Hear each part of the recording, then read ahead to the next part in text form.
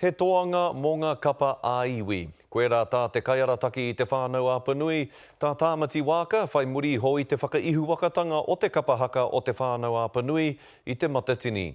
I muri ho I a rātau I te tūranga tuarua o te whakataetae a o pōtiki mai tawhiti me te mātārai I Orehu I te whakawhiwhinga o ngā taonga tō tātou tangata kapa haka a Anzac Pigia.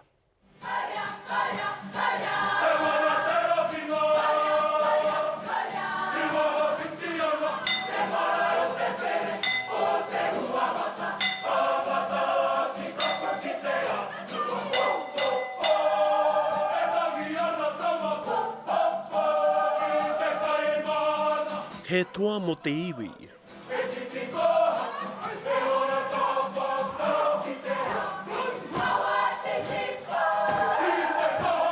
Tēnei tū mō ngā kapa ā-iwi, me te kia ki ai, ka taia ngā kapa ā-iwi, tēnei whakataetai te kapuaki.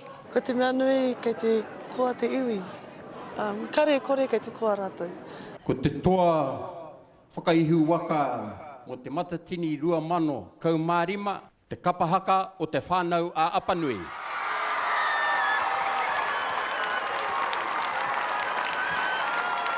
Te taitana mai ki konei, ai mōhio mā te āhua paiwa mā te waiata.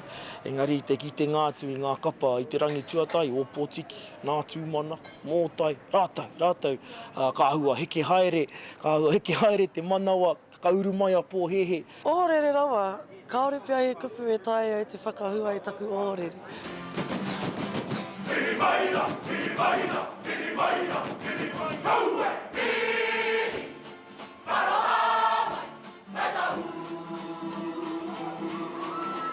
Kua ea te whakapau kaha a te kapa.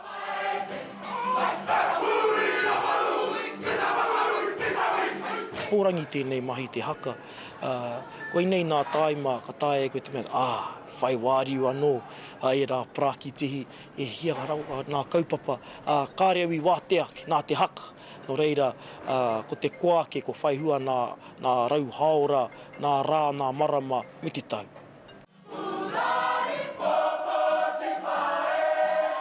Hoi nei te wā tuarua a kua whakaihu waka rātau I tua anō rātau I te tau 2005 I Rangitāne. Tuarua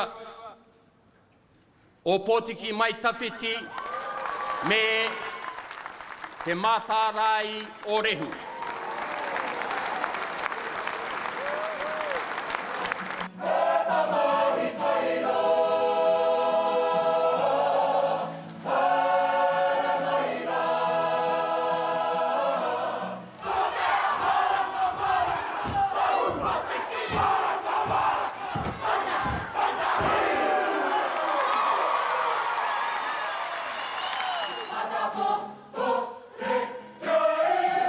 Haunga rā te taitara toa ka whai haerenga no te kapa ki Aotearoa nei ki tā wāhi hoki. Anzac Pigia, te karere.